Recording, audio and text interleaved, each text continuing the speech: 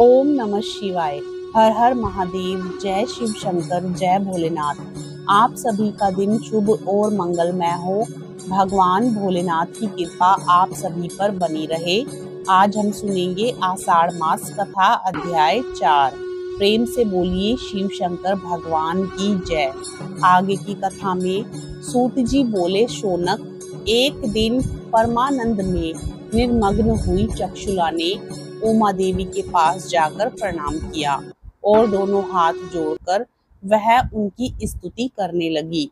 चक्षुला बोली, गिरिराज नंदिनी स्कंद माता उमे, मनुष्यों ने सदा आपका सेवन किया है। समस्त सुखों को देने वाली शंभु प्रिय आप ब्रह्म रूपिणी हो। विष्णु और ब्रह्मा आदि देवताओं द्वारा सेव्य हैं। आप ही सगुना और निर्गुणा हो तथा आप ही सूक्ष्मा सच्चिदानंद स्वरूपिणी आद्य प्रकृति हो। आप ही संसार की सृष्टि पालन और संहार करने वाली हो। तीनों गुणों का आश्रय आप ही हो। ब्रह्मा, विष्णु और महेश्वर, इन तीनों देवताओं का आवास स्थान तथा उनकी उत्तम प्रतिष्ठा करने वाली पराशक्ति आप ही हो।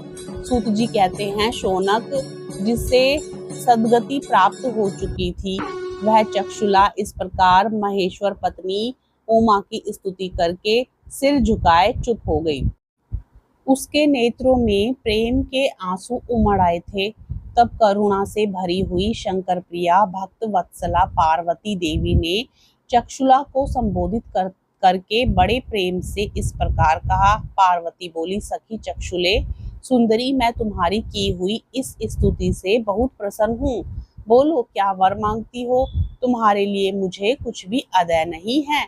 चक्षुला बोली, निष्पाप गिरिराज कुमारी, मेरे पति बिंदुक इस समय कहाँ हैं? उनकी गति कैसी हुई है यह मैं नहीं जानती। कल्याणमयी दीनवत्सले, मैं अपने उन पतिदेव से जिस प्रकार संयुक्त हो सकूं वैसा ही उपाय कीजिए। महेश्वरी महादेवी, मेरे पति एक शूद्र जातीय वैश्य के प्रति आसक्त थे और पाप में ही डूबे रहते थे। उनकी मृत्यु मुझसे पहले ही हो गई थी।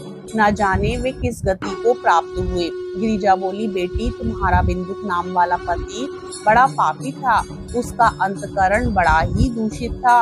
वैश्या का उपभोग करने वाला वह महामूढ़ मरने के बाद नरक में पड़ा। अनगिनत वर्षों तक नरक में नाना प्रकार के दुख भोग कर वह पापात्मा अपने शेष पाप को भोगने के लिए विंध्या पर्वत पर पिशाच हुआ है। इस समय वह पिशाच अवस्था में ही है और नाना प्रकार के कष्ट उठा रहा है। वह दुष्ट वही वायु पीकर रहता और सदा सब प्रकार के कष्ट सहता है। सूत जी कहते हैं, शौनक, गौरी देवी की यह बात सुनकर उत्तम व्रत का पालन करने वाली चक्षुला उस समय पति के महान दुख से दुखी हो गई।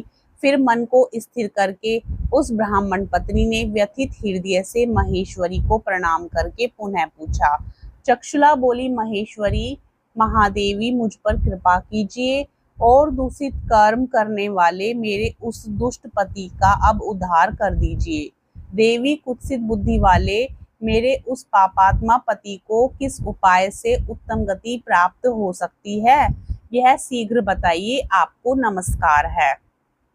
पार्वती ने कहा, तुम्हारा पति यदि शिव पुराण की पुण्यमयी उत्तम कथा को सुने तो सारी दुर्गति को पार करके वह उत्तम गति का भागी हो सकता है। अमृत के समान मधुर अक्षरों से युक्त गौरी देवी का यह वचन आदर पूर्वक सुनकर चक्षुला ने हाथ जोड़ मस्तक झुकाकर उन्हें बारंबार प्रणाम किया और अपने पति के समस्त पापों की शुद्धि तथा उत्तम गति की प्राप्ति के लिए पार्वती देवी से यह प्रार्थना की कि मेरे पति को शिव पुराण सुनाने की व्यवस्था होनी चाहिए। उस ब्राह्मण पत्नी के बार बार प्रार्थना करने पर शिव प्रिया गौरी देवी को बड़ी दया आई। उन भक्त वत्सला महेश्वरी गिरिराज कुमारी ने भगवान शिव की उत्तम कीर्ति का गान करने वाले गंधर्व राज तुमरु को बुलाकर उनसे प्रसन्नता पूर्वक इस प्रकार कहा, तुमरो, तुम्हारी भगवान शिव में प्रीति है। तुम मेरे मन की बातों को जानकर मेरे अभिष्ट कार्यों को सिद्ध करने वाले हो, इसलिए मैं तुमसे एक बात कहती हूँ, तुम्हारा कल्याण हो। तुम मेरी इस सखी के साथ शीघ्र ही विंध्य पर्वत पर जाओ।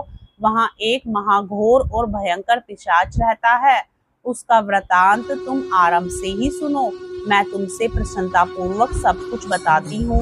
पूर्व जन्म में वह पिशाच बिंदुक नामक ब्राह्मण था। मेरी इस सखी चक्षुला का पति था, परंतु वह दुष्ट वैश्यागामी हो गया।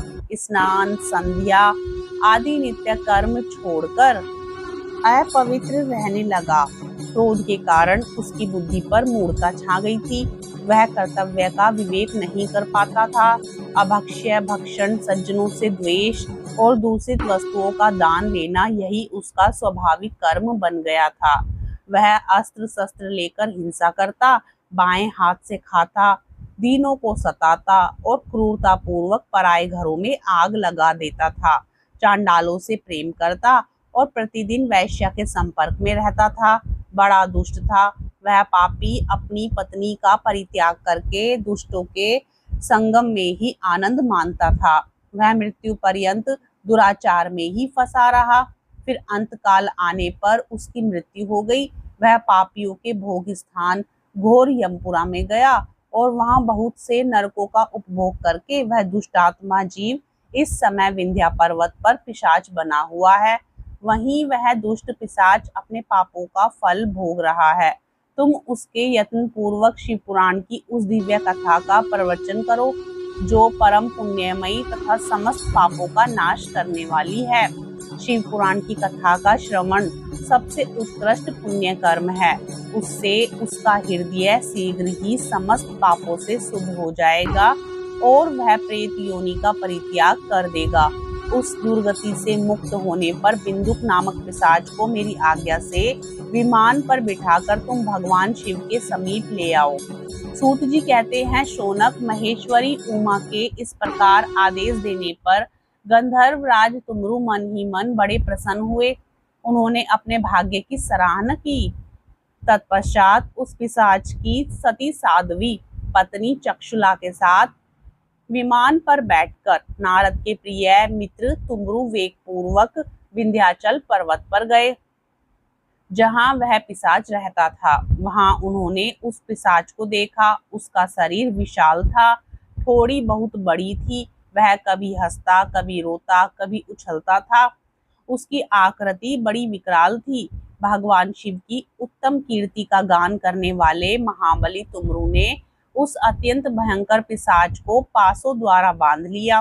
तदंतर तुमरु ने शिव पुराण की कथा बांचने का निश्चय करके महोत्सव युक्त स्थान और मंडप आदि की रचना की। इतने में ही संपूर्ण लोकों में बड़े वेग से यह प्रचार हो गया कि देवी पार्वती की आज्ञा से एक पिशाच का उद्धार करने के उद्देश्य से शिव पुराण की उत्तम कथा सुनाने के लिए तुमरु विंध्य पर्वत पर गए हैं।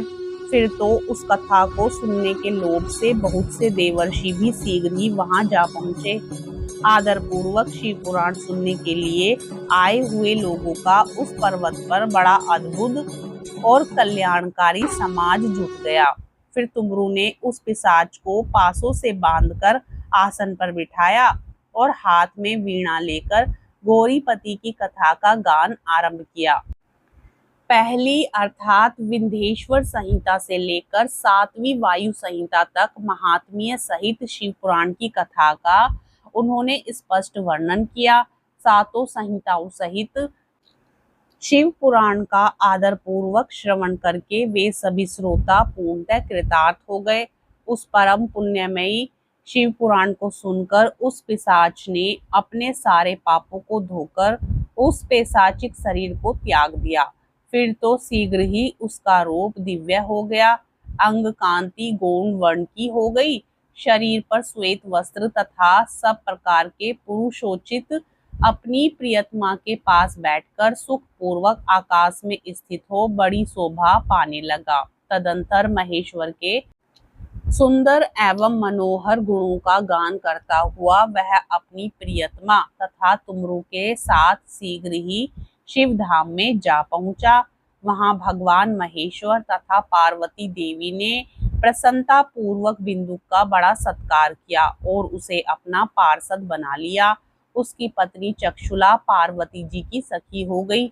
उस घनीभूत ज्योति स्वरूप परमानंदमय सनातन धाम में अविचल निवास पाकर वे दोनों दंपति परम सुखी हो गए। जय भोलेनाथ। आज की कथा में बस इतना ही। आगे की कथा का श्रवण हम कल करेंगे। कथा पसंद आए तो वीडियो को लाइक करके चैनल को जरूर सब्सक्राइब कर लें। जय भोलेनाथ।